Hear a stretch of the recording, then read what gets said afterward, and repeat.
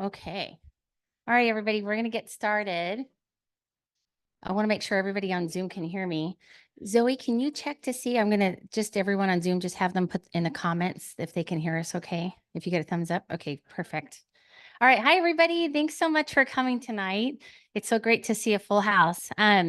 So welcome to the Big Valley Beekeepers Guild meeting. This is our July meeting, and thank you for braving the heat. Hopefully this room will stay cool enough for us. We do meet always the second Thursday of every month. Did everybody sign in?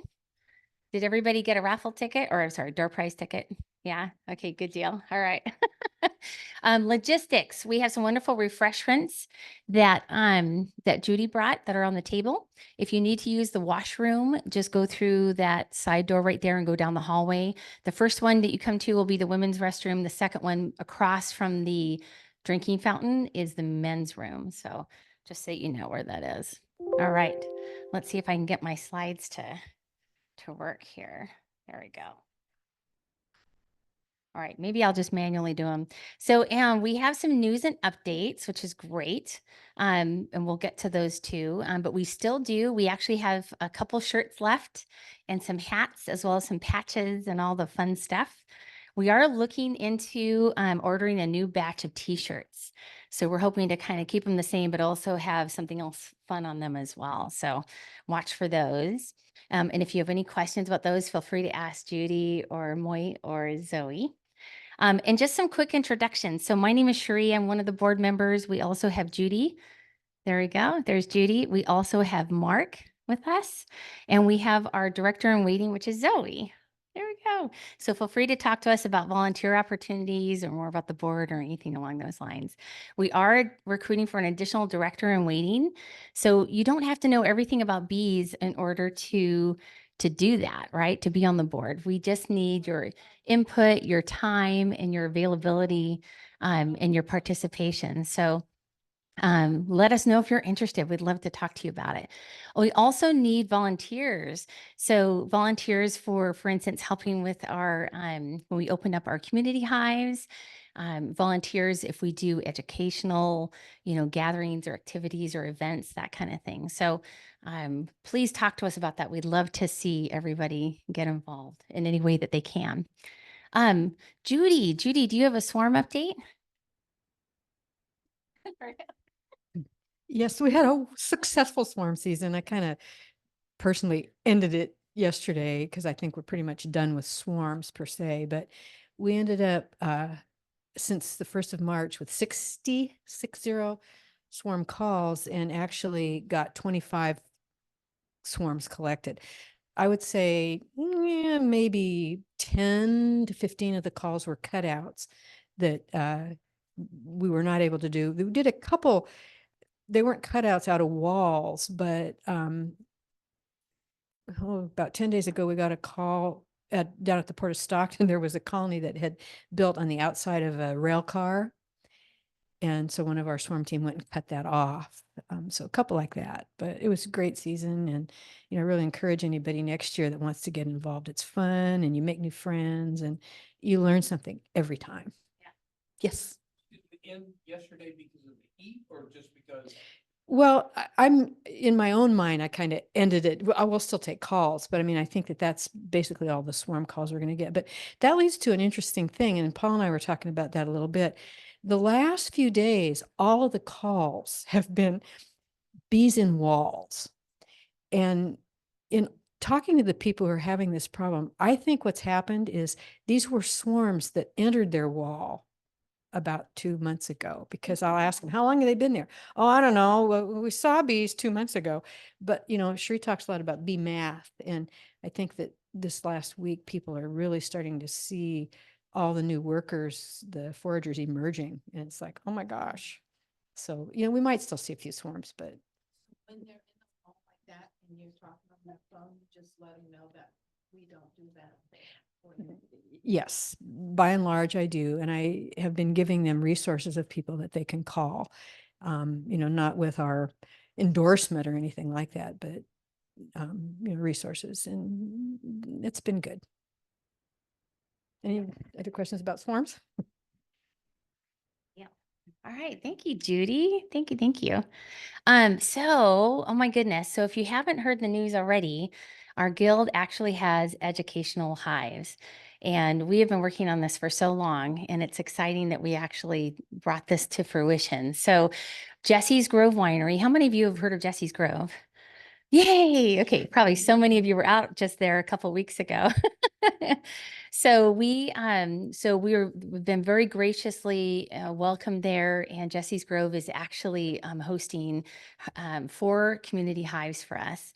And what you'll see happening is the board members are going to each take a turn basically opening up the hives every couple of weeks and use that as an educational opportunity for our members. So if you're a paid member of the guild, you're welcome to join us. We can always use the extra hands to help with the hives, and we'll have a plan. So each time we go in, we'll have a plan of what we're going to look for and what we're going to inspect for.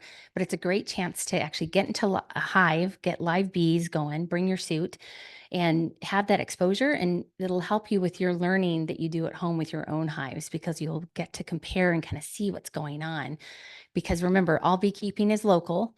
So just because one neighbor does one thing doesn't mean, another neighbor will do the same thing. So all the climates are different. So keep that in mind. But we're so excited. And please, this weekend on the 13th, Jesse's Grove will be hosting a flower day. So you can come out. They have gorgeous flower gardens out there. So we urge you, I think they're opening at 10. So get out there before it gets too hot. Check out the place and let them know how much you appreciate them hosting our hives. So we're probably going to do it the weekend of the 20th or 21st, but we'll make sure everybody knows either on the Facebook group or yeah. Right. It was because it was our brand new opening for our class and for our students for the attended the beginning beekeeping class. Yeah. You had to email us in order to register, and then we verified that you were a member, and then you were able to sign up for it and stuff. Yeah. All right. So let's see. Lodi Grape Festival honey entries. Oh my gosh. So the Lodi Grape Festival has a new and improved category for honey. And this is your chance to enter your honey into the Grape Festival and have it judged.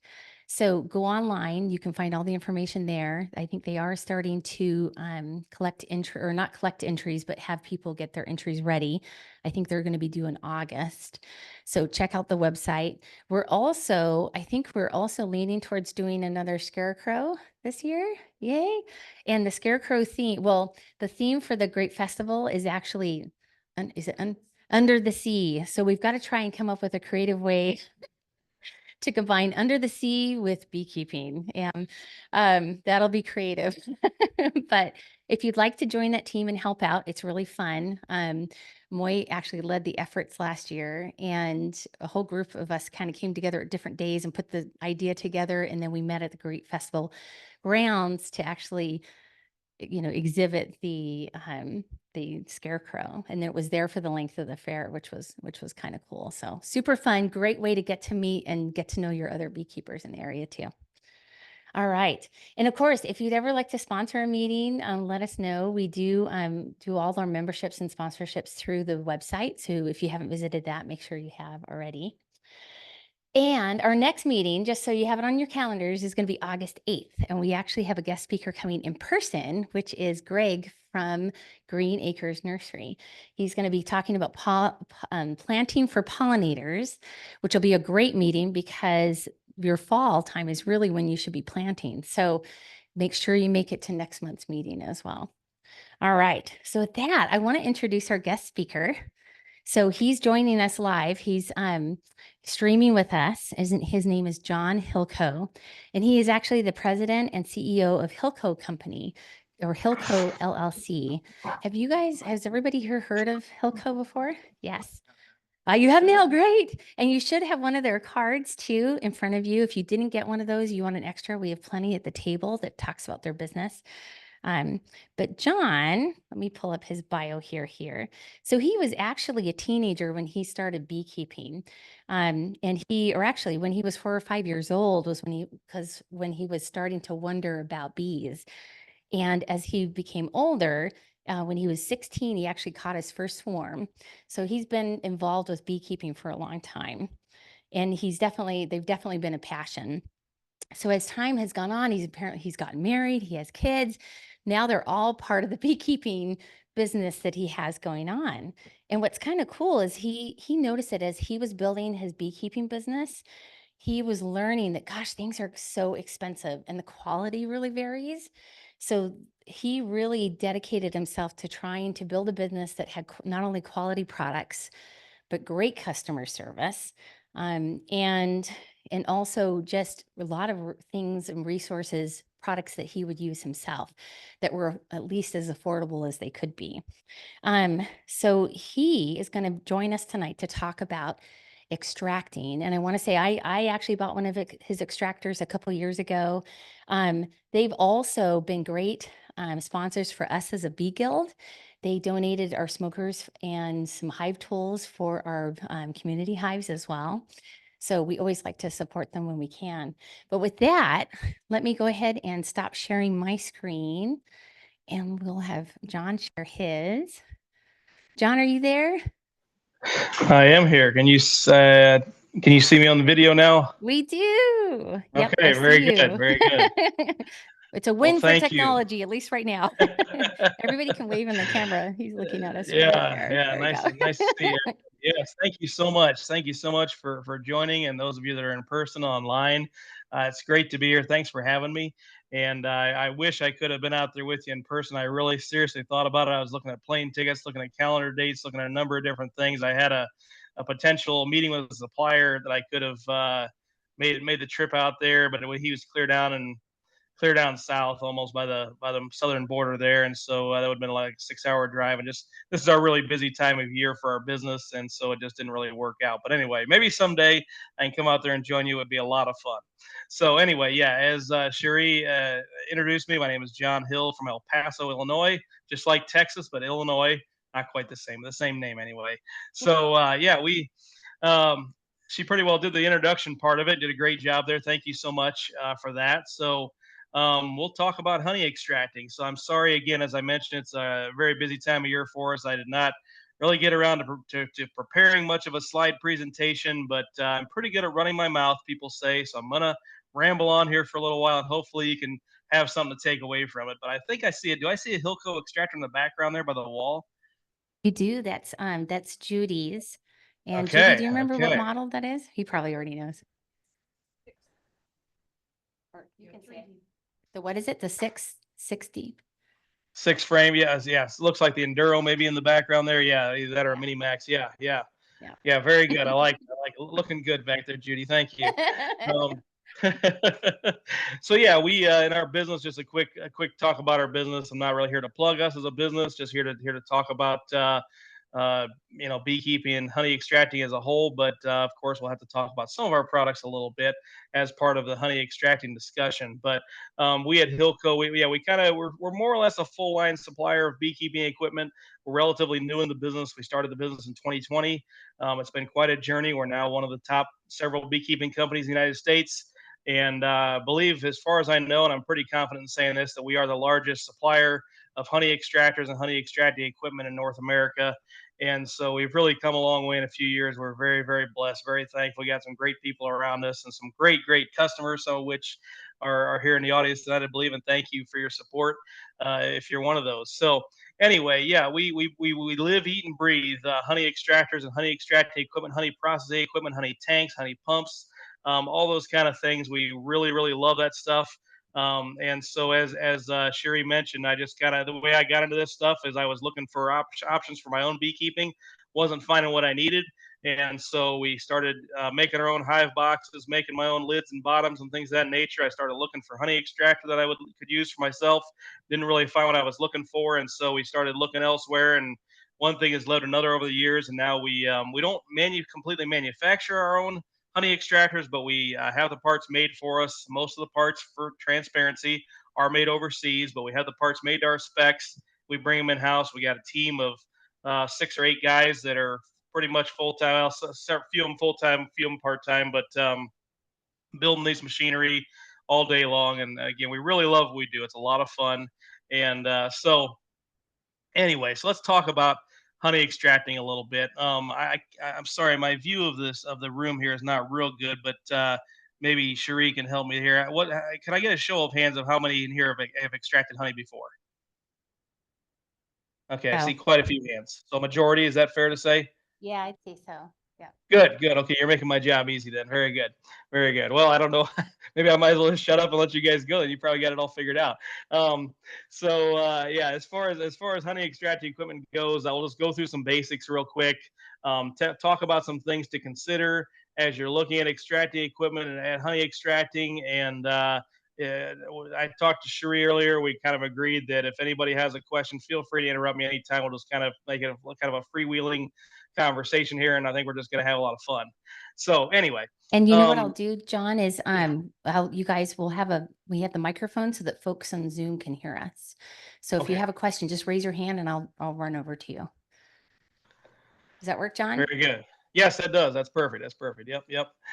So I thought I'd talk quickly about the uncanny. The first part of the first part. Let's go back. I mean, for a lot of us as beekeepers, the honey is kind of a big part of it, right? For some of us, it's kind of why we get into beekeeping in the first place. For some of us, it's kind of more of a side bonus, but it is a part of it for all of us as beekeepers. And anytime you talk to anybody on the street, what's the number one thing you hear? Oh, I'm a beekeeper. Oh, do you have honey for sale? I want honey. Or do you like honey? Or there's always about honey, or it's about the story of when they got stung as a kid, or their grandpa had bees, or right. We all know the drill here, right? And so, but anyway, honey is a major part of this. And so for us as beekeepers, beekeeping is a hard work.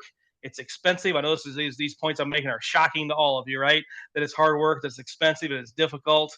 It's hard to keep bees alive. All these things are true. We all know that. But for many of us, especially again, most of you there raised your hand and said that you have extracted honey before, and so I think you can all relate to the experience of after all this hard work, after all this expense and pain and suffering, sometimes stings, all that stuff that you've put into your beekeeping. When you extract honey, that first time you see um, honey coming out of the extractor, going into your bucket, that can be an emotional moment, an exciting moment, something that really kind of caps it all off and makes it all worth it. And it's just good stuff. No, in more ways than one, right? And hopefully, maybe for some of you and for me at times, that can mean a little bit of profit from all your labors, right? So honey can be quite valuable, as you know, and but for a lot of us, we're just giving it away to friends and family and whatnot. So anyway, but that honey coming out of the extractor and into your bucket is the goal.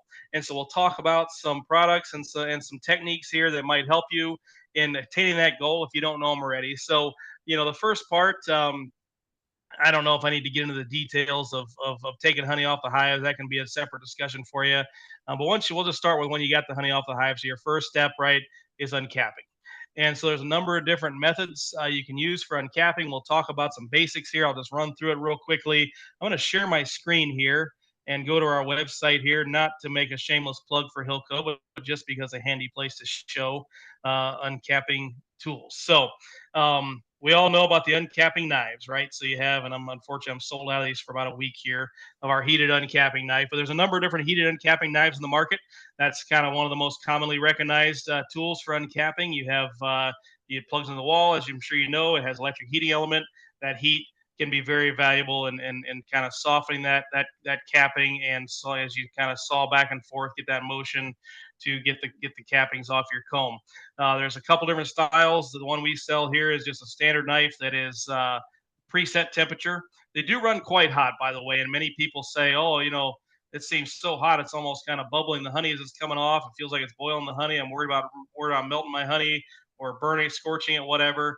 The common temperature for a heated uncapping knife, this is just a point to keep in mind, is about 170 to 175 degrees. That's what pretty much the industry standard. So if you see it feels like your honey's getting really hot, that's the way it is. And so, but the idea is you're not going to be dwelling on each cell very long. You're kind of sawing back and forth and getting down the frame fairly quickly, and so the heat's not contacting your honey long enough to ever cause a problem. There are adjustable temperature uncapping knives out there in the market. We don't currently offer one, but there's others out there. A brand called Pierce, I think Man Lake, other suppliers offer heated uncapping knives with the adjustable temperature. I'm going to talk about Amazon and some stuff that might not be a bad idea to consider later on here, but I would not, especially for a temperature, an uncapping knife with a temp control that you can regulate, I would avoid the Amazon stuff, or the Temu or whatever else cheap import brands. Now, my knife is an import for the record, but I would avoid, especially for the temperature adjustable ones. I would avoid the Amazon stuff. Those things are just not good, not good at all. I've tried them before. I've talked to many people who've tried them before. They just don't work. So if you want a really good quality adjustable temp uncapping knife, look at Pierce. I believe they call it the Speed King uncapping knife. I keep threatening to start stocking those products, but I haven't done it yet. And now, if you haven't heard, Man Lake has just bought out Pierce. I believe Pierce is a California company. Great people. And the owner, Anura, who I know personally, he's going to be staying on board with Man Lake for a while, is my understanding, to help them with the transition and such. So that'll be a good move for Man Lake. But anyway, heated uncapping knives, great option. And again, they run anywhere from, I think you can buy them on Amazon, the cheap ones for $20 all the way up to, close to $200 for a really nice Pierce brand. But again, in particular, if you want an adjustable temp one, buy a good one. The other ones are not worth hauling home. All right. So, and then we have the serrated uncapping knife. This is just a cold knife. It has serrated blade, or kind of has ripples in the blade, or teeth in the blade, you might say. That can be very, very effective as well. A lot of people keep a pan of warm water there and just dip it in the warm water, and again, do that sawing back and forth motion down the frame to uncap. That can work very well. And I'll tell you what, along these same lines, a lot of folks have great luck with just a plain old bread knife, just a big bread knife, and they can just go to town with that all day long. And the scratcher fork, I mean, no matter what you're using, whether you're using hot knife or cold knife or any number of different things, I think it's one key thing to think about is these products. None of these here are that awfully expensive.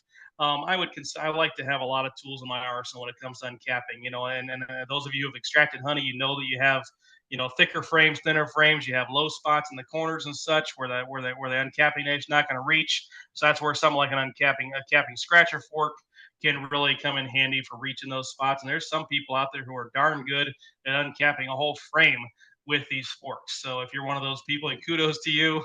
It's a little bit of a learned art, but it's not that hard, and it can work well. And then the uncapping roller. This resembles a 3-inch paint roller. If you haven't seen one before, it has spikes, and you just run it up and down the side of your cappings, and it punctures the cappings and allows the honey to sling out. So some points to think about when it comes to uncapping tools. In my view, I mean, all these tools have their place. Again, I like to have a variety of stuff handy. If you have your uncapping tub, just have a few of these tools in it. There's a lot of different circumstances where something may come in handy than others, and depending on, there's a lot of variables. You have wet cappings versus dry cappings, right? When I say that, you're talking about the cappings that are just nice and pure white, beautiful looking white cappings, and those are what we call dry cappings. There's a little bit of air, a little bit of space between the actual wax is not touching the honey in that case, in the dry cappings, and those pure white beautiful cappings. Let me see if I can find a wet cappings honey. See if I can find a picture here. Okay, yes, here's a couple of good examples. So here is an example of dry caps. So as you can see, again, that beautiful white, that's the kind of picturesque frames we all like to see. And by the way, a quick note here, this frame, an important part of extracting honey is making sure that your frames are properly capped, or mostly capped. A frame like this, I would go ahead and extract. As long as you got about 80% or better of the frame capped, you should be good to go. You want to be careful not to extract frames that aren't fully capped or aren't most of the way capped, because there may be too high moisture content. But that's an example of dry cappings. And then wet cappings would be this right here. So it's more of a transparent capping. Doesn't have quite that pretty look to it, although a lot of us might think it's quite beautiful anyway. But the cappings themselves are physically touching the honey. And so, depending on those situations, I've seen different uncapping tools work better on dry cappings versus wet cappings. So that's something else to think about. And then also, if you're extracting some old brood combs, those, as you know, have the brown cocoons in them from generation after generation of young bees hatching out. Those combs can be much, much tougher to uncap at a nice, fresh first year white super frame, right? And so that's where it's, again, beneficial to have a lot of different things at your disposal. So another thing to think about when it comes to choosing an uncapping tool is that something like an uncapping knife completely slices off the capping, right? Or there's another product called an uncapping plane, I should mention too. Honey uncapping plane. It looks like this someday. There we go, right there. So you basically just pull it down across your frame, and it's a hot piece there, and the cappings kind of come out the bottom there. I've used them before, never had a lot of luck with them, but some people like them. So that's another option to think about. But so those kind of tools can help to completely slice off the capping entirely. Whereas your scratcher fork, your uncapping roller, there's also a product out there that some of you may have seen called the Simple Harmony Uncapper. It's kind of more of a it's like a $500 piece. It has a couple of rollers and the frame runs down between them. What those do, they have their place. They can work well, but the problem is with that design is that it pretty much just scores the cappings, right? It just punctures them and scores them, and so oftentimes the honey is not going to come out quite as quickly or as smoothly when the capping is not completely sliced off. And another problem some of you may have experienced when you're uncapping that way is that when you have not completely sliced off the capping before extraction, then a lot of those little bits of cappings, little bits of wax will end up coming through your extractor, out your honey strainer, and becoming a real bottleneck in your honey strainer after extraction. And so you find yourself, trying to shut off the extractor for a minute to let the strainer catch up, or switching out strainers and buckets. It can be a real runaround at times if you're not careful. So that's just something to consider when you think about uncapping tools. Is that these forks or scratchers, rollers, things like that will not fully uncap it. But on the other hand, it can also leave more wax for the bees. So there's pros and cons to both.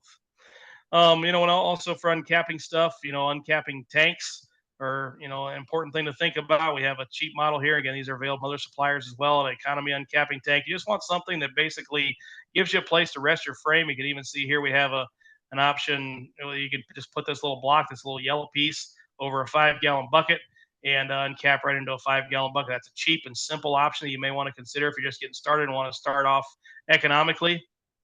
And then as you move up, you can go to more of an uncapping tank like this one here. And what these have is basically you have a tub with a bar on top. So the stainless steel bar there is meant, let me see if I can zoom in here. Yeah. So the stainless steel bar here is meant to rest your frame on. Your frame rests on that sharp pin there. And you uncap that putty knife there is just for cleaning it out, for scraping it out. But you're uncap into here. You have a perforated plastic tray here, so your cappings fall into that, and the honey drains from the cappings into the tub below. And you have a honey gate there to drain off that honey. Simple, fairly economical, and it just works. And then as you move up, and if you got a little more money to spend, or you're growing your operation, you can consider the Hive Butler uncapping tank, which is kind of the same idea, but has a little more capacity, has space to put frames in, which can be nice. It can hold up to 9 frames. So that frame you see here, Sherry, is everybody seeing this okay, do you think, on the screen? Yeah, I think so.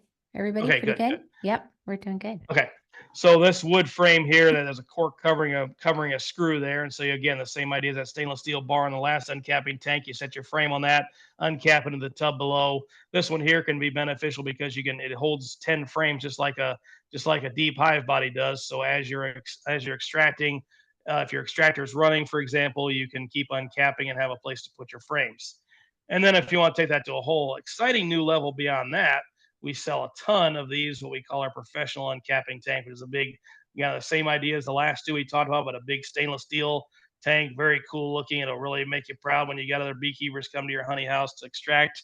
Not that you care about that, of course, but anyway, it just takes it to a whole new level. This 40-inch model here is very popular for us. It can hold, I believe, 28 frames, so you got plenty of space to put some frames in. So these larger uncapping tanks are something to consider as you're looking at growing your beekeeping operation. If you're getting a larger motorized extractor, no matter what you're doing in honey extracting, there's always bottlenecks at some point. And so many of you have already seen that probably. And so you want to think about where your bottlenecks are at. So for example, if I'm a beekeeper who's going to HillCo and I'm all excited to buy, and I've had this happen before, to buy my 24 frame or 32 frame honey extractor, and I've got all this capacity in the world to extract honey. I got to extract the size of California, but I've got an uncapping tank like this. That's not going to work, right? You're not going to be able to uncap quickly enough. You're not going to have any place to put your frames as they're being uncapped. et cetera, et cetera. So you got to be looking, and you're always going to come across different bottlenecks as you're setting up your extracting operation, as you grow your beekeeping operation and get a bigger extractor, get a bigger uncapping tank, get a bigger whatever. You're always going to have something else you're going to probably need to compensate for that. And that's where you come back to hillco.buzz and spend more money with us, right? We don't complain about that. Anyway, okay, I digress. So that's kind of the basics of uncapping stuff for probably the hobbyists and sideliner level. I mean, there's machines out there. You can look at the Cowan Silver Queen. You can look at Lyson has some products. There's other products out there, high level expensive products that range in the thousands of dollars. Automated uncapping machines, and those definitely are sweet. You know, when you're running up into 50, 100, 200, 500, 1,000 hives, beekeepers are starting to look at those options for more efficient uncapping, which can be, again, uncapping can be a real bottleneck. And so, those are things that we're working on, developing a couple uncappers as well to be more economically priced, more affordable for serious hobbyists, sideliners, those that are kind of trying to move up into more commercial beekeeping, but I can't afford maybe yet a $5,000 or $6,000 or $8,000 commercial uncapping setup. Those are things to consider as well. So now let's talk about, and I guess, do we have any questions at this point? Let's see. Any questions so far? Zoe, any questions on the Zoom chat? No? Okay, good deal. Oh, here we go. I have a question. Here we go. All right. Is my video up now? I can't tell. Yeah, you're up. Yeah. Okay. So my name is Philip, first year beekeeper. My bees actually did well enough. I'm going to be extracting some honey in a few weeks, so I got some equipment. One thing that seeing your examples got me thinking of was the whole straining the honey out from the wax. What I got for the for my uncapping setup is your 5-gallon bucket one that you showed with the little 8-year-old. So are there any ideas for how to strain the honey from the wax, and that would like a painter's mesh work or something like that?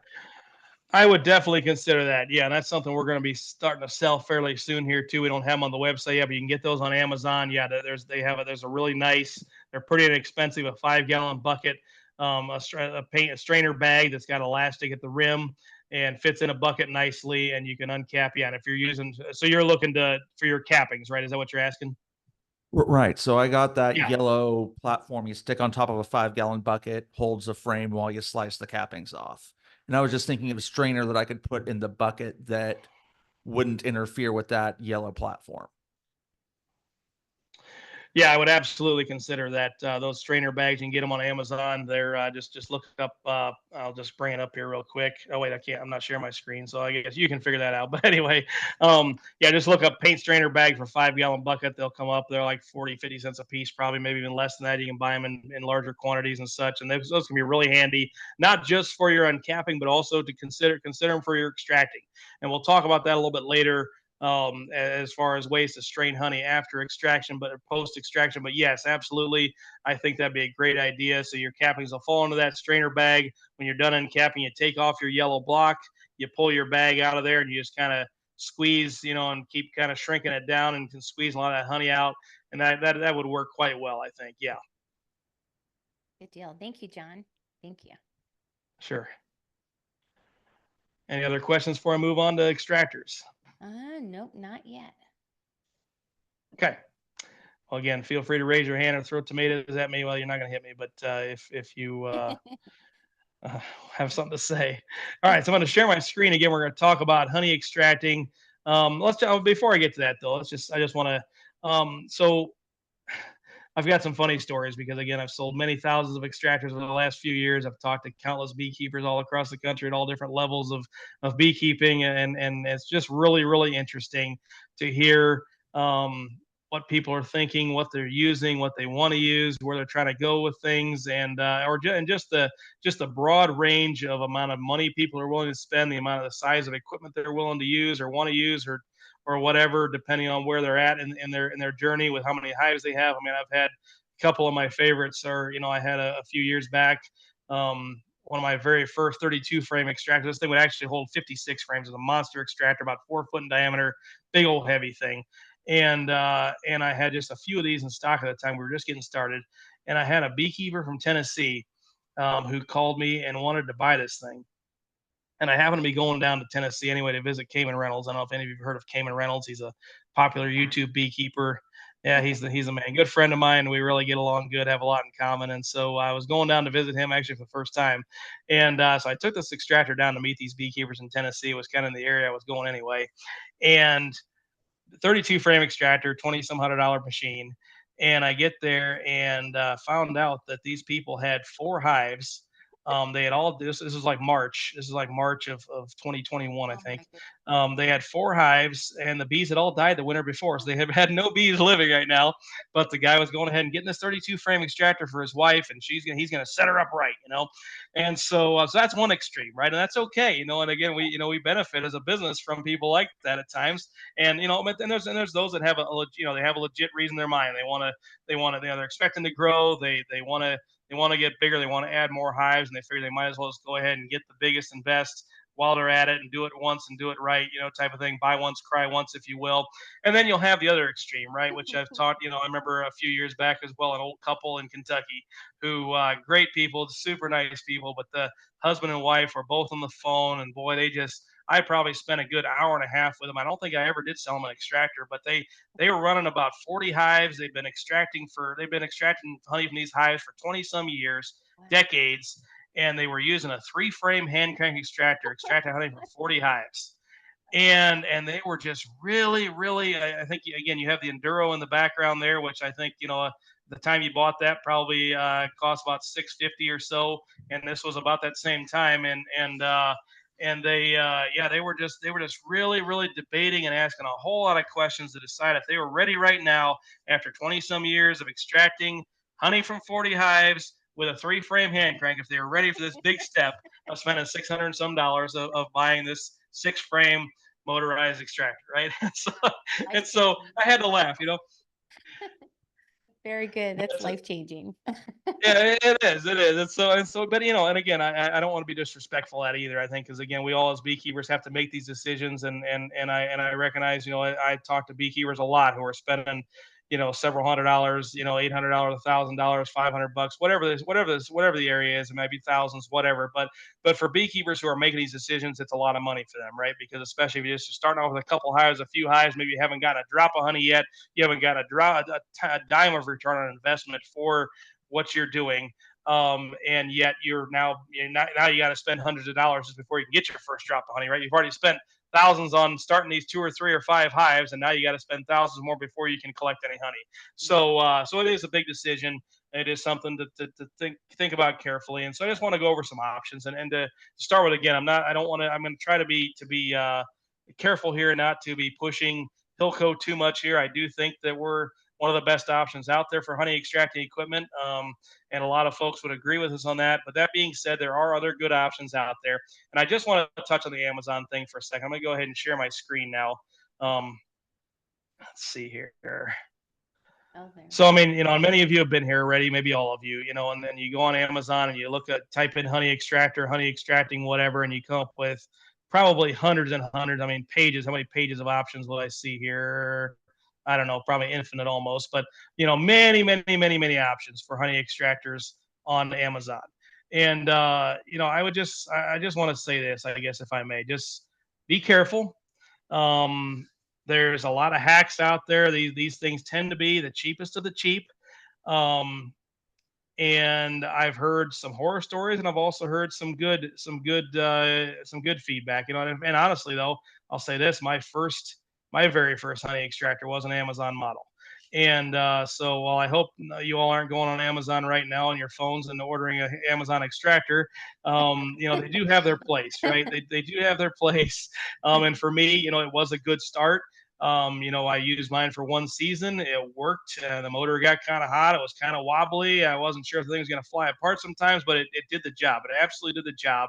And it worked for me that first season. The next year, I sold it to somebody and I had something better. I was actually in the extractor business by the next year. But I just want to say, just be careful. Some of these guys, if I may, I'm just going to point out Vevor. These guys, I hate their guts, to be honest with you. And not because they're a competitor so much, but because I just consider them snakes. They kind of, you may see them on Facebook. They're using footage without permission from beekeepers. They're typically using footage of another brand of extractor to kind of promote their own brand. They just do a lot of shady things, a lot of underhanded things. I've heard a lot of horror stories about their customer service and stuff. And so I would maybe, if I may, I put my thumb on the scale, I would steer clear of the Vivor brand. Vivo, on the other hand, again, I don't want to give too much of a plug to a competitor here, but Vivo, if you got to go with an Amazon brand, and again, I understand, I respect the fact that, that these extractors, these cheaper entry level extractors on Amazon do have their place, just like it did for me my first year. And so it may be something you want to consider. But if I were to buy an extractor off Amazon, I would go with the Vivo brand, Vivo. These guys are the first ones. Vivor is the copycat trying to copy a good name. These people are actually local to us here in Central Illinois. They are an import extractor, but this company is local to us. I know these people personally. Beekeeping equipment, honey extracting stuff is only a small part of what they do. They're big into office equipment, desks, monitor stands, dual monitor stands. You may have seen some of their stuff. Maybe you have some of their stuff yourselves. But they are solid people. I will say that. And so if I had to buy an extractor off of Amazon, I would go with Vivo. So I'm trying to be somewhat unbiased here. I am biased, but and to be fair, though, absolutely.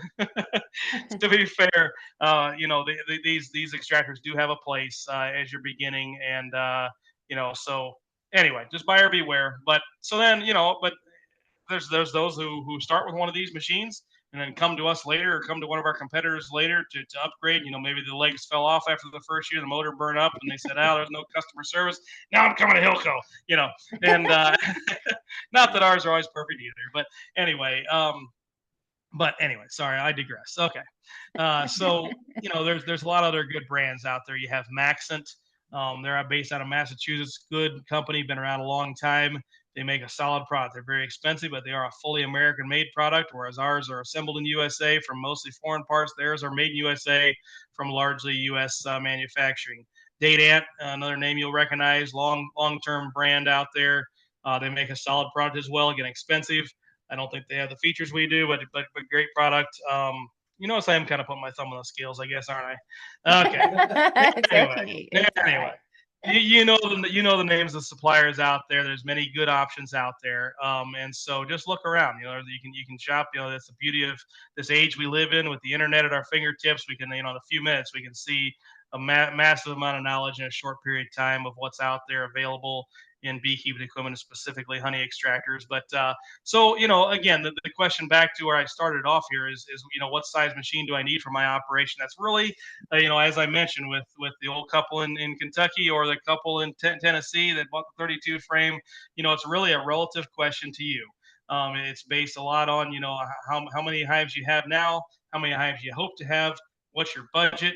Are you okay with spending $2,000 or $3,000 right now to get yourself set up with a nice extractor, a really nice uncapping tank, all those things? I have first-year beekeepers that do that. They spend $3,000 or $4,000. They'll buy the $1,000 extractor. They'll buy the nice uncapping. They'll go ahead. I even had a lady the other day who bought our $800 bottling machine. For first-year beekeeper. And so hey. You know what? More power to you. Again, it's what keeps my employees paid and my kids fed. But there's people that do that, and I respect that. And there's also people who really want to start out economical. Again, start with the $99 Vivor here or what have you, and then work up from there. And that's a very worthy decision to make as well. So that being said, I'll just go to my lineup now, if I may. We have a 4-frame here that the hand crank. We have a 8-frame hand crank here. It's an 8-frame radial, 4-frame tangential. Let's talk about that real quick. So tangential versus radial. Many of you probably already know this term, but tangential extracting is when you. I wish I was there with you and I could show you in person. But so tangential extracting is when you have the frame put in. You know what? I think I'm still sharing my screen, right? Yeah. Oh, yeah. Okay. All right, I'll bring up a picture here. So this is an example of tangential extracting. We have our 4/8 frame model here. We call the E8, and as you see, it has 4 deep frames in it in a square pattern like that. So one side of the frame is facing the tank at a time. And so how that works is as the machine spins, it slings the honey out of just that side of the frame at once, and then you stop after it stops slinging honey out, and you flip the frame over and you sling the other side. Now, a lot of people get really nervous about that and think, oh, it takes so much more time. It's blah blah blah. But actually, it's actually frankly more efficient. And pound for pound, as far as extracting, extracting tangentially, the honey will actually sling out faster this way than it will radially. But again, the drawback is you have to stop and flip the frames over. In fact, in many parts of the world, they're not common here in the United States, but in many parts of the world, they have a product called a reversible extractor, and that means it uses this tangential concept, but they actually have individual baskets of the frames. The baskets are hinged and spring loaded, and so you spin it one direction, and then you reverse it and spin the other direction. And when it changes direction, it actually flings those frames the opposite way. So the opposite side of the frame is towards the tank, and it slings the honey out of those sides. And so again, it's an interesting concept. The drawbacks to it, again, it is probably more efficient than our radial extractors. But the drawback is that they're very expensive because of all the mechanism and parts required and stainless required to make those baskets with the spring loaded and the hinging and all that stuff. And also, it takes a very large extractor to just do a few frames. So, like a machine that here in our market would be a 20 frame radial, that same size tank over in Europe in a reversible extractor is only like a 6 frame. And so it's more expensive too. It's more expensive too. So that's why I think that the reversible extractor hasn't really taken a foothold in North America, is for that reason. But anyway, so on most smaller extractors like this one here, this machine is I believe about an 18-inch tank diameter. And so these smaller machines just physically don't have the enough diameter to extract a deep frame radially. So let's talk about radial though, right now while we're on that topic. So radial extracting, this is one configuration. And let me show you another model that shows it a little bit more traditionally. But basically in a radial extractor, the frames go in the extractor like the spokes of a wheel, like you see here. And so what it does, it takes advantage. Again, I wish I was here to be able to show this with hand motions and stuff. But what it does is the bees build their honeycomb cells at a downward slope. So if you're holding that frame horizontally with the top bar horizontal, each cell actually has like, I believe it's about a 30-degree downward slope to it. That's just the way the bees build it. And so when you drop the frame into the extractor like this, the top bar out toward the outside of the tank, it actually points both those sides that are kind of aiming outside. So as the machine spins, it slings the honey out of both sides at once, which avoids the need to have to stop and flip the frames over and turn them around. And also, again, you can generally put a lot more frames in a machine that way. And so, this machine here is about a 20-inch or so, 20 or 21-inch tank, and it holds 12 frames. You have machines out there. If you look at even the data ant catalog, there's machines out there up to like 120 frames. At the moment, our largest machine is a 32 frame. We are working on a 48 frame right now. And so typically most of these extractors, especially smaller ones, they have a smaller, lesser capacity for deep frames. They do mediums, just due to the size of the tanks, et cetera. But that gives you a general idea of tangential versus radial. Hope that makes sense. Are there any questions at this point on that? Let me look. Let's see. Any questions, everybody? Any questions so far? Nope. You're doing good. Okay, thank you. All right, so yeah, this is an option here. Again, there's a lot of some beekeepers who are maybe at an entry level, or maybe it's their second machine, or they just want to start on the right foot, or they're upgrading from another machine. This machine runs about $1,000 shipped. Yeah, it does 12 medium frames radially, or 3 deep frames tangentially. So again, that's your deep frame. So these smaller machines like this are designed largely for beekeepers who are not, the majority of beekeepers are running mostly medium frames for honey. There are folks out there, and maybe some in this audience here, who are running all deeps or maybe all mediums, and there's a lot to be said for running all one size. But those deep boxes, as many of you can attest, those deep boxes, when they get full of honey, are really, really heavy, and it gets old lifting those pretty fast. Yeah. So anyway, yeah, just a cool thing, just if I can, just a quick plug on ours.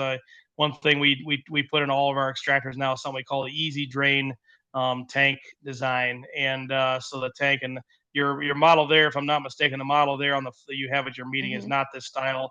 But now all of our machines do have the sloping tank. So the tank, the back of the tank floor is about an inch higher than the front of the tank floor, and so the honey drains down to the tank floor and slopes towards the floor slopes towards the front to send it to your honey gate, just real easy drain there without having to do as much tipping and gyrations as you might on some other machines. Some of those Amazon jobs here, you can almost see here, have the honey gate mounted a good little ways above the tank floor, Mm-hmm. and that means there's a lot of honey that gets trapped underneath the below the honey gate. So you got to practically flip the whole thing clear over to get that honey out. Again, if it's your first year and you're trying to get by economically, you can tip it, right? That's okay. But these are just features that we put in to ours to try to make it a little bit better there, make it a little more user friendly and such. So again, I don't want to put in too much plug for our specific extractors, but so yeah, you got a lot of choices here. You got a lot of choices in the industry. If you want to spend $99, you want to spend $10,000, there's somebody out there to take your money. And but I guess if you want me to just give a little bit of what I would do as far as sizing. I mean, if I were my first couple years, just starting out and I wanted to stay economical, I just had 2 or 3 hives, I'd probably go with something like this 4-frame here. It'll do 2 deeps, or a size like what you buy from us or somebody else. But something that does something small, a hand crank, especially if you got kids. The kids like hand cranking for at least the first 10 minutes. It might change after that, but and so they can be kind of fun there for a little while. And but your arm gets tired. John, it's like making ice cream. You remember that? That's right. I'm Yes, aging myself. Absolutely, yeah. One thing also I might point out is something to consider when you're looking at a hand crank honey extractor. If you're in the market for one of those, I really like, and we're not the only one that does this, but compared to the cheaper stuff, we use a different kind of a gearbox than some use. What we call a free spinning gearbox. So as you're spinning the crank handle, and you let go, it allows this basket to free spin, but the handle stops. And so that can be kind of nice that your handle's not, some of the cheaper ones on most of the Amazon stuff, your handle keeps spinning and you got to kind of catch up with it and try to catch it if you let it go for a minute. So your hand cranks. So again, a few hives. Again, you got options like the E8 here. And we offer this one here as a hand crank that you can upgrade to a motorized. And then we offer the motorized version of it right here. Same machine from the top down. Just the motor and stuff are added on, and those are very easy to transition from hand crank to motorized, or vice versa, even if you want to. So these machines here, like an 8-frame like this. I mean, I got customers that have it for 1 or 2 hives. I got customers that have it for 30 hives. If I were running 30 hives, I'd probably look for something bigger. But I would consider this machine for anywhere up to 1 to 10 hives, probably, if it were me. Then you got the Max 12, which again, as we looked at, has a 12-frame capacity. Again, I'm not meaning to put a plug in for our machine specifically, but just the size in general. As you're looking at ours or other manufacturers, a 12-frame like this, I got customers that are using this from, again, anywhere from 3 or 4 hives all the way up to 40 or 50 hives. Where me, I'd probably want to run a machine like this for anywhere between 6 and 20 hives. I don't know if this info is helpful or not, but then as you get bigger, we have these machines, the Max 18. This guy runs 18 deeps or 9 deeps or 18 mediums. And, we have some bells and whistles with this, and we have an optional deluxe controller that can ramp up and ramp down speed automatically and things of that nature, But these machines start to get bigger in size. We actually shipped this one by truck freight. And so they, they just get a lot bigger for storage and for hoisting around the house, the garage, or whatever. If you're not keeping it in one place all the time, those are things to consider, as well as physical size. If you're storing in a closet or in the basement year round, and then just bringing it upstairs every once or twice a year you want to consider the physical size and weight of the extractor as well. And we put those specs on our website. I think a lot of the manufacturers do, of size and weight and stuff. So those are things to think about. I mean, when you get up into the 32 frame, I just had a customer today, or many times I have these conversations with these customers, are taking measurements. Well, how wide is it exactly at the widest point? Because I need to make sure it gets through my 32-inch door to my honey house and all these things. And so we're trying to figure out how we can shoehorn into these honey houses and so forth. And usually we make it work. But these bigger machines, these are for beekeepers who are getting up into that 50 hive or 100 hive, even 200 hive things. And one other point I'll make, if you're a beekeeper who is looking to grow and you want to start out a little more economical and keep adding as you go, not spend all the money at once, there's a lot to be said, and I have customers who do this. There's a lot to be said for I'm going to go back to so you can look at my ugly mug again here. So there's a lot to be said for considering um, having more than one extractor. You know, you start out with one smaller one, maybe add another smaller one or another bigger one down the road. There can be a lot to be said for having more than one as you grow. You know, you can keep two going at once. You can be loading one while the other one's spinning. Heaven forbid you have one go down. You've got a backup machine, you know, so there can be something to be said for, you know, maybe instead of buying a 32 frame, you know, you buy an 18 frame now, and in a year or two, you buy another 18 frame, you know, or vice versa, so on and so forth, down to the smaller models or whatever you're thinking. But that's something to think about. Yeah, so I guess I'm going to talk about fastening them down here for a minute, and I'm going to talk Okay. about how much more time do I have? Oh, you can definitely keep going. Probably Okay, okay, 15 minutes if you want, but that was exactly what we were okay, going to ask next was how do you okay. fasten these things down? Yeah, great question. Great question. It's a question we have. One of the most often asked questions is yeah, how much do your machines shake? You know, whatever things like that. And my answer is always, my machine is well balanced. You don't have a problem with my machine. It's your honey. You know, right? And so, you know, and I say it tongue in cheek there, but it's the truth, really, right? Because you know, generally speaking, whether it's our extractor or anybody else's, the machines themselves are generally pretty well balanced. Will spin up to full speed and not hardly shake around at all on you. But when you put that honey in, no two frames of honey ever weigh the same, you Mm. know. And so you have your fat full frames, you have your thin frames, you have a frame where they only fill out the foundation on one side, the other side's about bare. You know the drill. Most of you have been through this, right? And so it's a real problem, right? The issue of wobbling, these extractors are like washing machines. You put that load in there, it's wobbling all over the place. You're kind of laying on top of the machine trying to hold it down. I mean, again, many of you have felt this pain. You've been there, done that. And so now you want solutions, right? And I'm supposed to give you those. So I'll see what I can do here. But so my first thing I say to people, and again, I know this is not for everybody, but if you can bolt the machine to the ground, do it, right? Wow. So I know that's a kind of you take a deep breath when you hear that, because you know you don't want to drill holes in your concrete floor. You don't have the tools to do it. You may don't know how to do it or whatever, or you have maybe you're extracting your kitchen, right? You're not exactly just going to go drilling holes in your kitchen floor, and so that's not for everybody. I recognize that, but I will say this: is that bolting that machine down or fastening it down in some form or fashion. There's other ways besides drilling holes in your floor, but having that machine secured down will make your life so much easier when it comes to extracting, because not only are you not laying on the thing so much, you can also load and unload faster. You're not having to be as picky about, oh, this frame's lighter than that. Where do I put this one? Where do I put that one? And most importantly, in my opinion, you can ramp the thing up a lot quicker, especially, you know, if we're talking motorized machines, you can ramp that speed up so much faster if the machine is secured down, because you're not having to be so just fine tune the thing and try to find that sweet spot as much. You can ramp that thing maybe not all the way up to full speed immediately, but a lot of times you almost can, and your extracting time goes down very quickly because you know, you got your speed up, your honey's slinging out like nobody's business, and you're just going to town, right? And so anything you can do to get that machine secured down in some way is going to be a benefit for you. So folks that are not able to bolt it down or don't want to or whatever, consider a heavy pallet. Consider I've seen customers get very creative with this stuff in the past, but I mean, a lot of people use a pallet, a thick piece of plywood. I've seen people that are fabricators get fancy with a sheet of flat steel, and they'll put sandbags underneath, you know, on top of the platform, you know, to get some weight down there, or even buckets of honey. There's a lot of things you can do, but do what you can, if possible. You know, do what you can to get that machine kind of secured down. It'll just make things a lot easier for you. One little secret here is that we are working on launching later this summer. Unfortunately, we didn't get it quick enough here for much of this season, probably.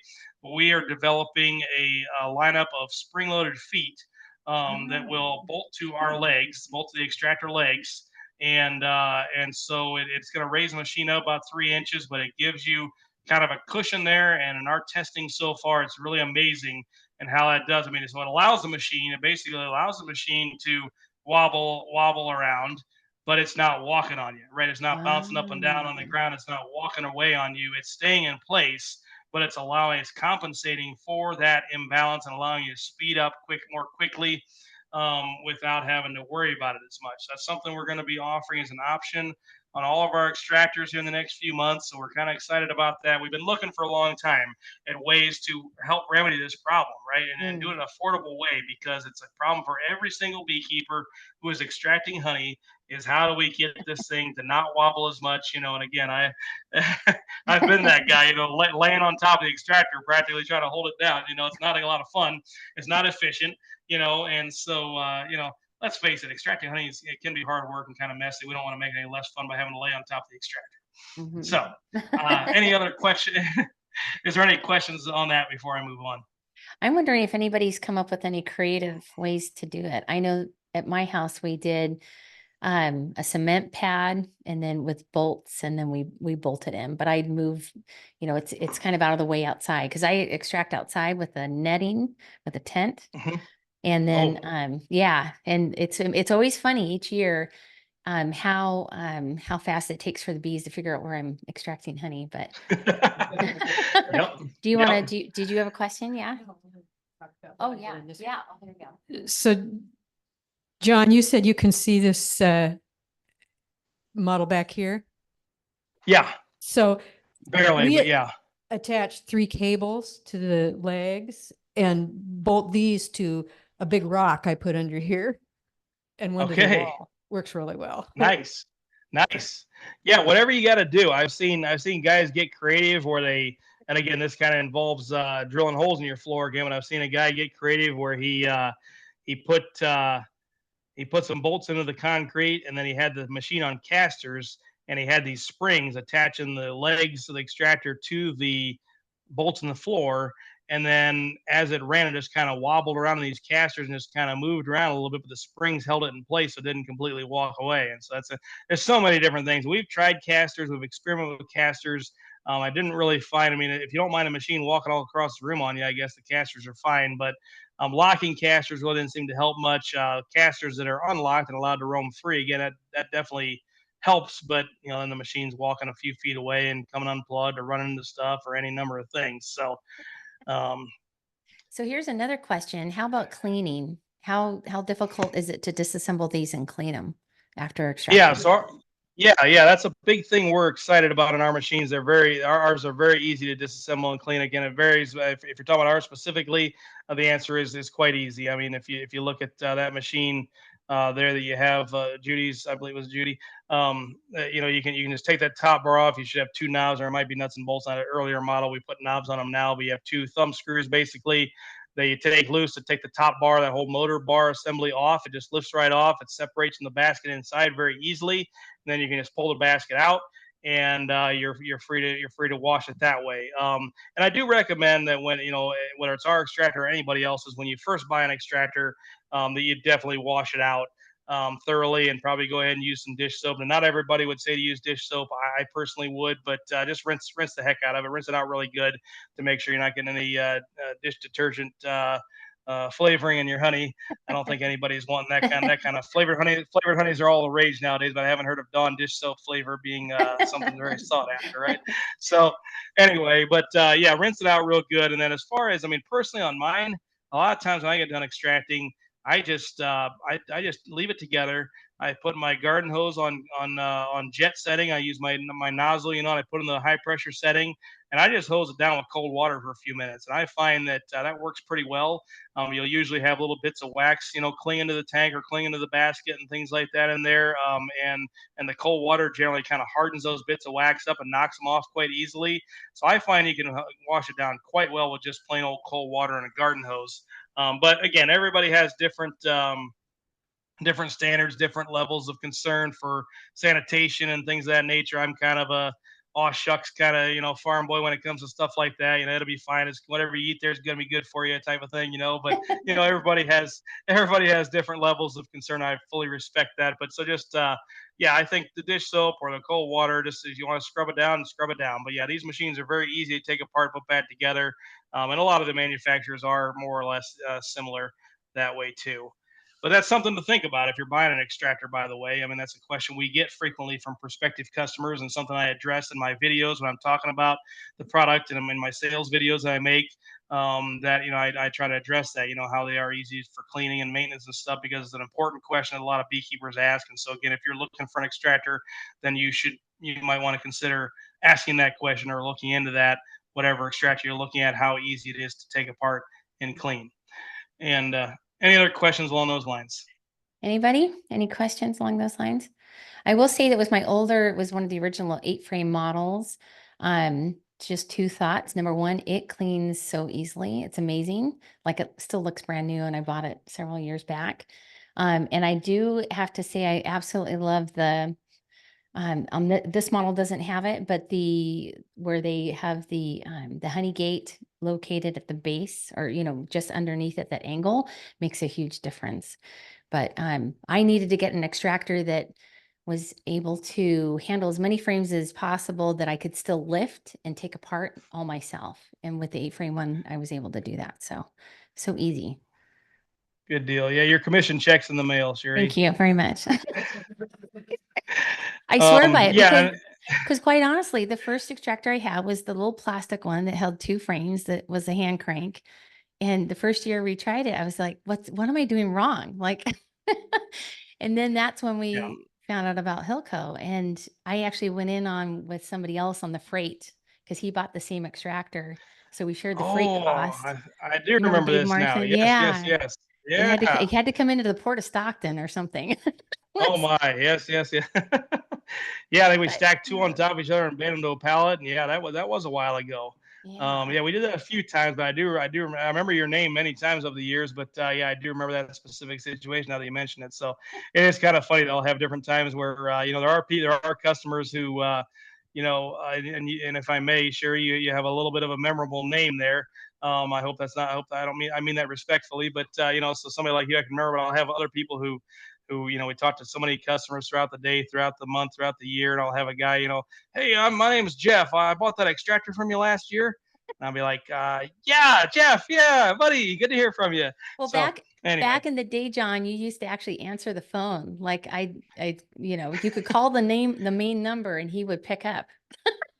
And I think you were out with your bees. Yeah, that could be. Yeah. And at that point, the calls would have rang through to my cell phone. It's not that way anymore. But believe it or not, I am still answering phones more often than you realize. Not the majority of calls, but actually today, and the last couple of days, I've been on the phones quite a bit. We've got my 2 main gals who take most of our phone calls. They work from home in Kentucky, but they're actually in North Carolina right now attending a beekeeping convention down there, setting up a booth on our behalf down there. So I've lost my 2 main phone answerers, so I'm back in the saddle here.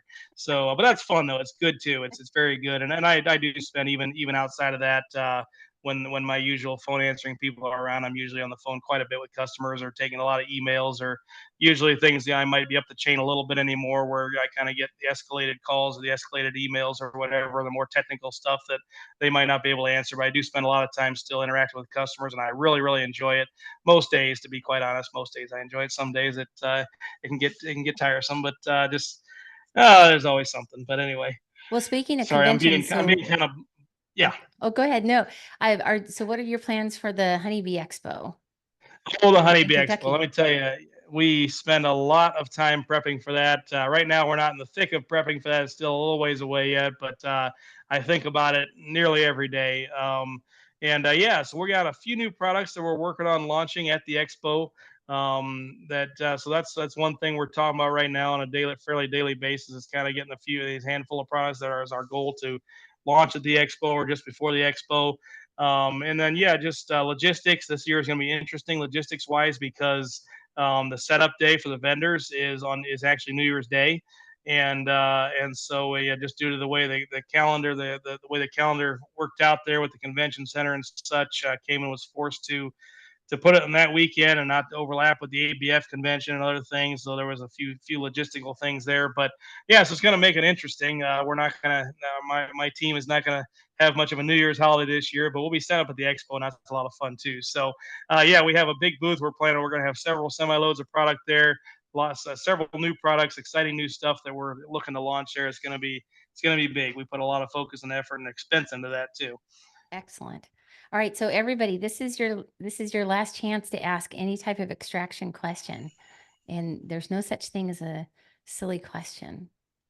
So any questions? Any thoughts? I'll run over to you with the microphone. Zoe, any questions online? No? Gosh, that's the thing, John, is that we have presenters and we're all thinking about everything that you've taught us or talked about. And it's hard to think of questions sometimes on the fly.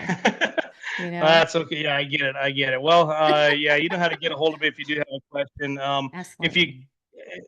I was still gonna, if we don't have time, it's totally fine with me, but I was still gonna cover for just a couple minutes some filtration thoughts on filtering honey out of the extractor. Yes, That's something you please still do. want to hear Please about? do. Okay. Okay. Yeah. So yeah, so that can be again, as I mentioned earlier, that can definitely be a bottleneck.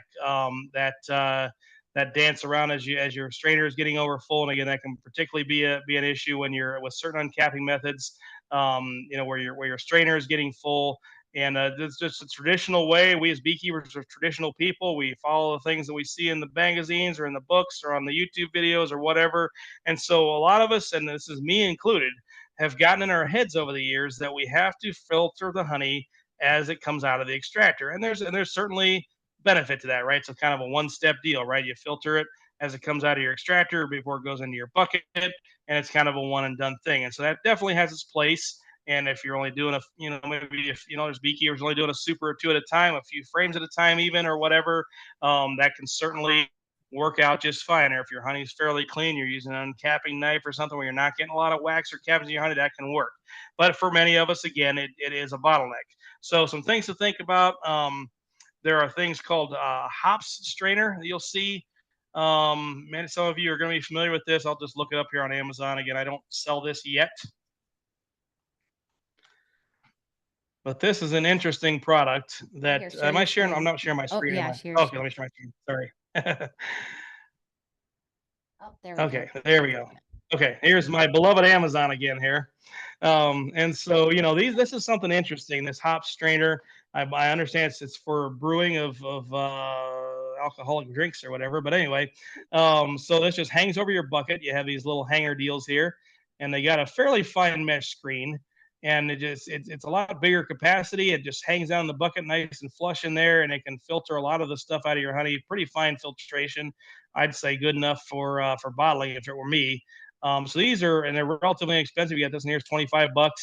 You got 20, so yeah, they're all around that general price range. It looks like 20 to 25, $30 somewhere in there. Those can be a really good thing to consider. Another thing is, as we talked about earlier with, I believe it was Phil, is the paint strainer bags. Let me just Google those here real quick for you.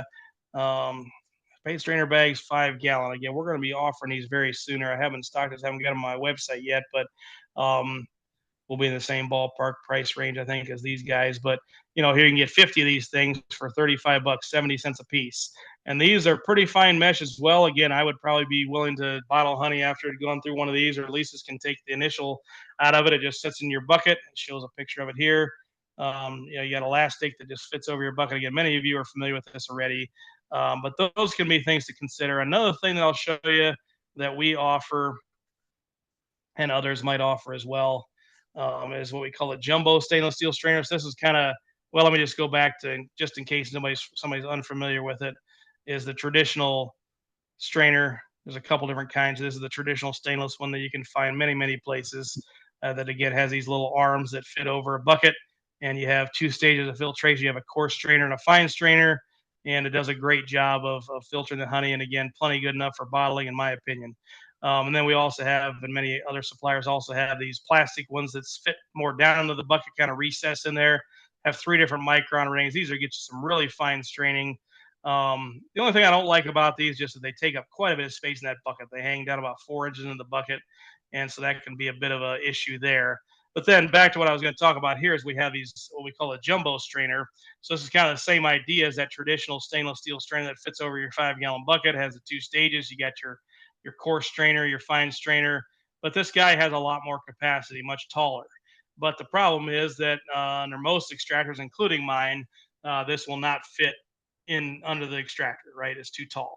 And so, but one thing I've been encouraging a lot of beekeepers to do, that I've been doing myself in my own extracting the last few years, is to consider not always, if you're having this issue with the bottleneck, consider getting away from this idea of straining as soon as you get out of the, let me real quick, one other thing here to show you. We also offer a honey tank now, a couple different honey tanks that have these strainers built in. We're going to be launching more of these options here soon, but these honey tanks have these built-in strainers that fit right on top of the tank. And so again, these are too tall to fit under an extractor. But what I was getting to is that, having considered all that, you might want to think about, if you're experiencing these bottlenecks I just mentioned, consider getting rid of that strainer. At least at that point, consider not straining out of your extractor, or maybe using the strainer bag and a hop strainer or something that's not quite as fine. The strainer just gets the worst of it out, and then let it sit. Don't filter it out of the extractor. Sorry, I hope I'm being clear here. I'm mumbling my words, but anyway, let me try this again. Don't filter out of the extractor. Get rid of that strainer. Just go right into your 5-gallon bucket, and then let it sit overnight. Let it sit for a day or so.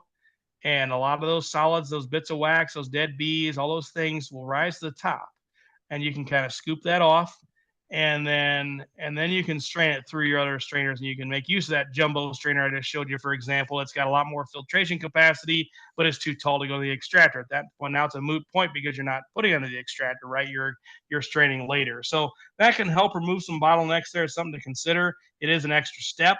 But in my experience and in many others' experiences, it is not a massive problem, a real difficult step. And so that might be something to consider as far as straining filtration. Yeah, that's a quick rundown. I don't know if you got any questions on that. Any questions, everybody? No? Yeah, they're saying that's a good option. Yeah, definitely. All right. Any questions? Cool. No? Yeah. All right. Well, with that, oh, here we go.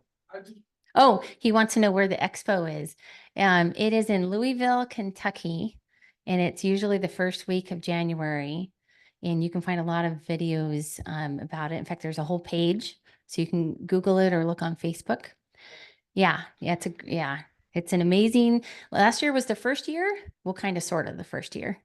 Yeah, it was a long story. It wasn't story. Cayman's first conference, but it was kind of, the first official expo, you might say. But yeah, it is. It's for you all in California, it'd definitely be a long drive, a long ride, long airplane ride, drive, whatever. But there are a lot of attendees there from all over the United States, from Canada, we had people there from Europe, from all over the world. Really, were there last year, and yeah, if you want to go to a barn burner of a bee conference, I would highly recommend the Bee Expo. It is the biggest in the United States, biggest in North America. Nothing else compares. I mean, there's a lot of great speakers. If you want to hobnob with some of these guys that you see on YouTube and stuff, a lot of those guys are there. All the,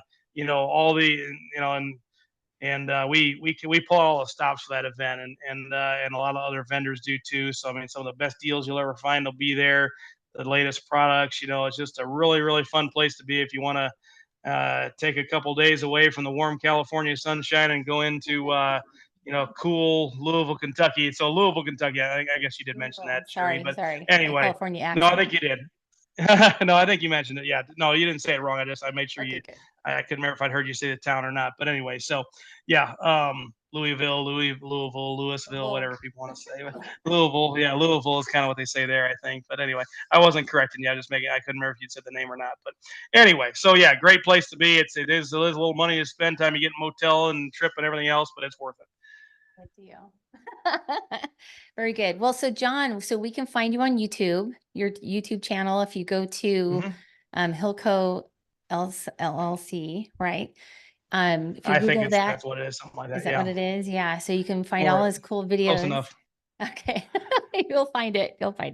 And then your website is hillco.buzz.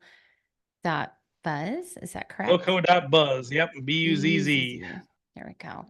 Got something to do with bees. I don't know. So, oh my goodness. Well, we're so thankful to have your time tonight. I know it's almost 10 o'clock where you are, I think. So It's all good. I'm a night owl. Well, thank you so much for having me. I really enjoyed this. I hope everybody got a little something out of it at least. And it was a lot of fun. So thank you very much. Well, we appreciate it. It was great to meet you. Thank you. You as well. All right. Good night, y'all. All right. Have a good Thanks night. very much. Thank you so much. Thank you. Thank you. We so we'll let John sign off, and then I don't know how many, Zoe, how many more folks do we have online? Do we have any left? Oh, there, that's right on the screen. So Julie and Stagecoach. Okay, good deal. So so everybody, gosh, it's already almost 8:00. We're welcome. If any, did anybody bring any questions with them that they wanted to talk about at the meeting? Oh, here we go. Just one related question for California. If you're doing honey, aren't there, you know, in order to sell it, isn't there requirements about sanitation and what you have to do with your extractor? You know, it depends. It depends on, you know, how wide you're selling your stuff, I think, and if it's noticed. But yes, there are the correct answer is yes, there are regulations, and even the county has certain requirements for like cottage industry type things, permits. I will be honest, a lot of beekeepers that I know, if they're just selling to family and friends, they really they don't. It's not, honey is not it's not like preserved foods kind of thing. It falls into kind of its own category, but there are labeling requirements you can find online. There's the National Honey Board, and there's other good websites.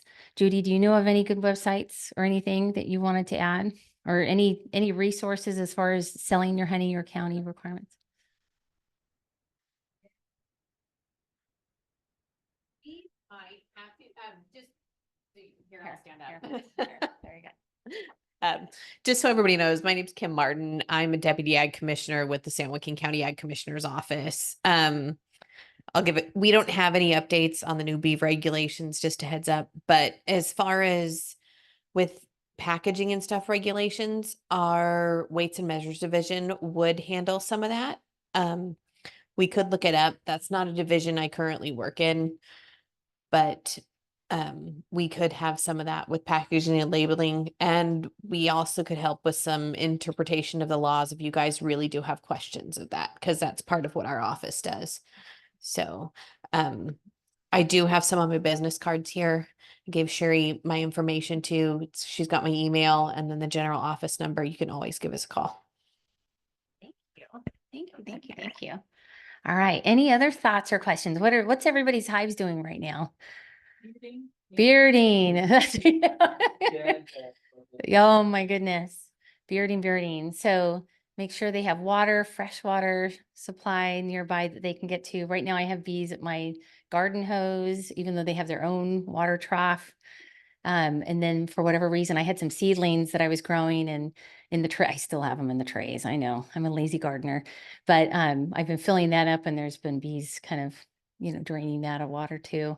How's everybody as far as, you know, beehives typically have to be kept in the full sun, right? Bees can regulate their own temperature, but I do have a habit of going to Costco and getting some giant pieces of cardboard and putting them, you know, just over the direct, you know, on top of the hive.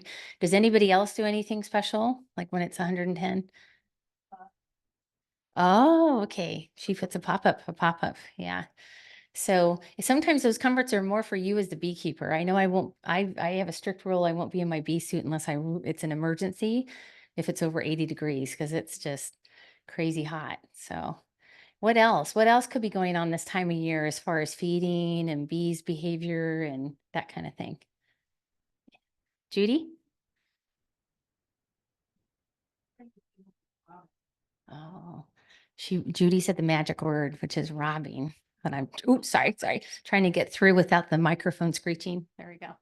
You know, I just noticed a couple days ago that one of my colonies was I'm sure it was being robbed, partly because a lot of dead bees out front, and then just this funny flight behavior beforehand. And I narrowed my opening down. I didn't put on a robbing screen because I couldn't really on that box, but it helped. So yeah, I think robbing could start to be a problem. Pardon my That's not ignorance. Yeah. You want to explain? Do it.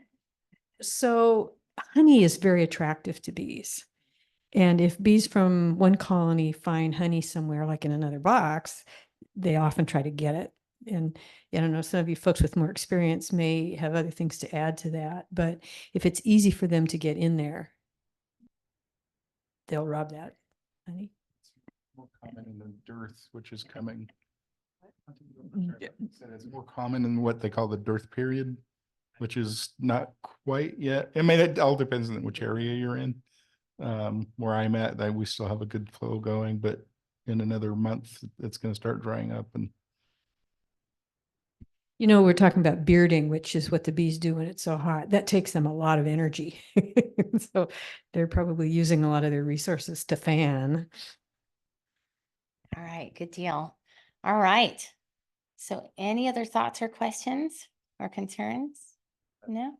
I You have shared, one? Sure. I shared to the website how you find out from cottage industry guidelines for honey through the University of California. Oh, excellent. Thank you, Mark. Oh, great. On the Facebook page? The Facebook page. All right. So if you haven't already joined Big Valley Beekeepers Guild, make sure you do that. You join every year, expires at the end of the year. It's for a calendar year. But you make sure you're also part of our Facebook page, because that seems to be a good place to network with other beekeepers, ask your questions, post pictures, and to stay in touch in between the meetings and stuff. And that's also where we'll be posting and alerting people when we open the community hives up. So if you want to come out and join us, we would love to have the extra pair of hands. We really don't want to take turns going out there and have nobody show up. So we really would love to have you. And what's so great too, Jesse's Grove has let us use their golf carts. So we can pick you up in the parking lot and drive out to the out to the hives. Yes. The first time, how many people came out? Oh gosh. Well, we had both our beginning beekeeping students from February, as well as our members were able to come. And I want to say it was about 20. Yeah. Yeah. And so Bill, Judy, and I all led different areas, different openings of the hives. Mark was there to support as well. And we have one hive that's really thriving. That's number 4. We have hives 3, 2, and 1 that are much smaller. 3, though, it may have been queenless. Then it was queenless. And then we added a mated queen, but they apparently kicked her out. We added her with a frame of brood and stuff. And from that brood, they were able to, because it had all stages of brood and eggs and larvae, they were able to make several queen cells. So when Bill and I went in last Saturday, the top had been chewed off. So one could have hatched. And then we had 2 more that were sealed queen cells or capped queen cells. So if we do our bee math, does anybody remember how long after a queen cell is sealed that it hatches? I have to look. I have to look at my cheat sheet. 16 days. Yeah.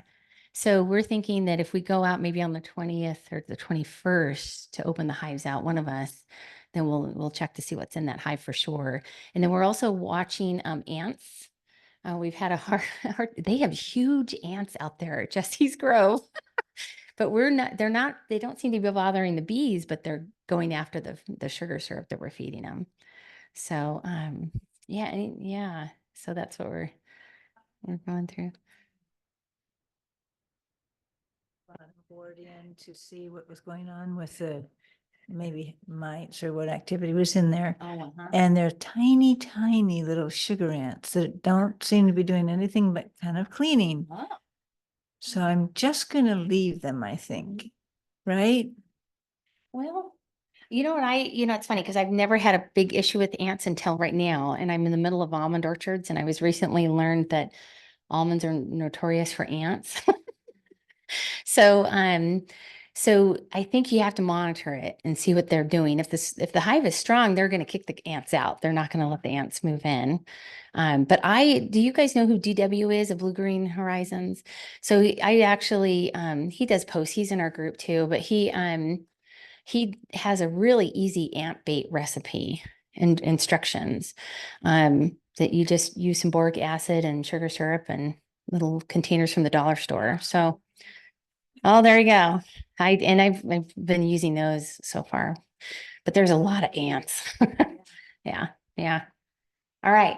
Any thoughts, any questions, any others? No? All right. So we're going to go ahead and close out the Zoom meeting. Thanks everybody for joining us tonight. Just a quick reminder, our next meeting is August 8th and we'll have Green Acres here in person. I'm really hoping that he brings lots of stuff with him because he's notorious for that. So there might be some extra door prizes. He's going to talk about planting for pollinators, which is the perfect time, believe it or not, even though it's the middle of summer, it feels like perfect time to start planning out what you want to plant and buy, because really the fall is the best time to plant, especially perennials, that kind of thing. So should be a great meeting. And then what's coming up too. So we have, remember the Lodi Grape Festival, the Scarecrow. So if you want to volunteer for that, talk to these ladies up here. And we're still figuring out our honey tasting as well as our annual Christmas party, which we're looking at maybe partnering with our new partner, the Jesse's Grow. So there's more to come on that. But if you'd love to help in any capacity, we'd love to get your help. So yes. The honeys. Oh my goodness, yes. Your mind is going to be blown. It's amazing. Yeah. Yeah. Yeah. It's amazing. And that's what's so great about honey tasting is that you get to try different honeys all in one spot and you get to kind of really identify. Yeah. Sweetness. Oh, he says he can smell the sweetness of his hive. Well, wait, just wait. But even then, every year your honey's going to change a little bit because of what the bees have available to forage on, right? So even if your hives are in the same exact spot, depending on when that forage is available during the year, and if the honey flow goes, it could very well change from year to year. Oh, interesting. Menthol.